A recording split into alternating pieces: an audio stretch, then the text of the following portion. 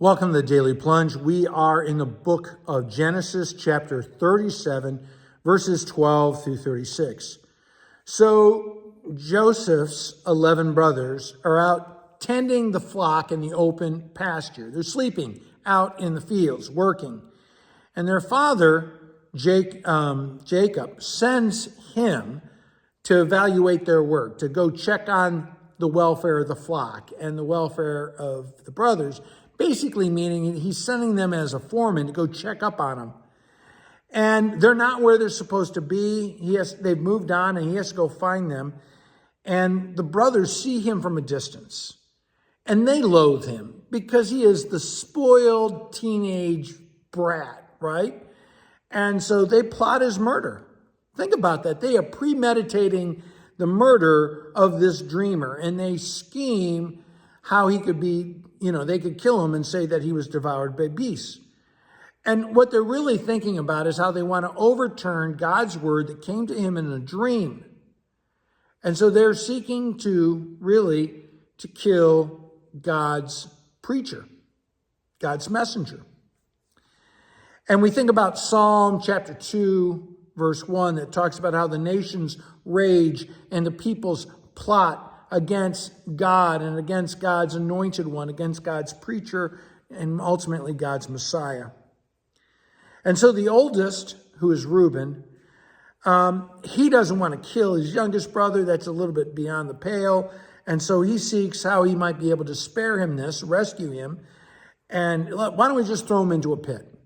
And when Joseph shows up, they strip him of his robe, which is a sign of his entitled status, and they throw him in the pit with no water, and they're out in the dry and arid land.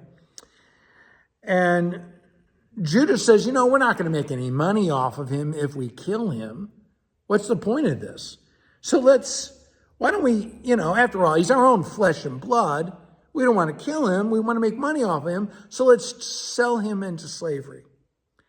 Now, one of the things to recognize is that you just know from the context that this is all bad, that slavery is bad. You don't sell your brothers or sisters into slavery. There's nothing good about it.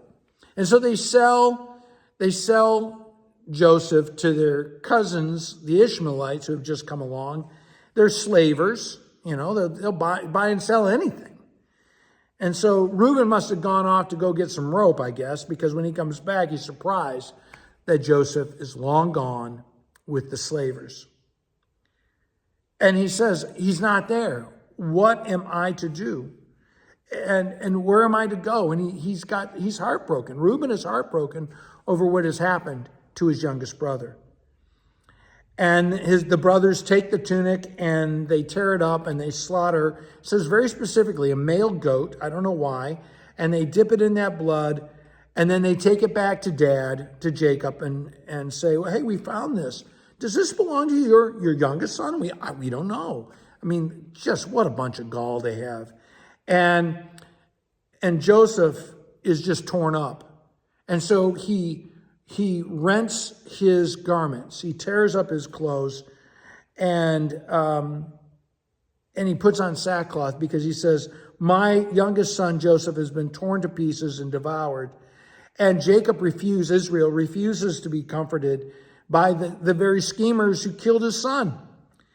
And he doesn't know that though. And he says, I'm going to go down to Sheol. I'm going to go down to the land of the dead, still mourning for my son.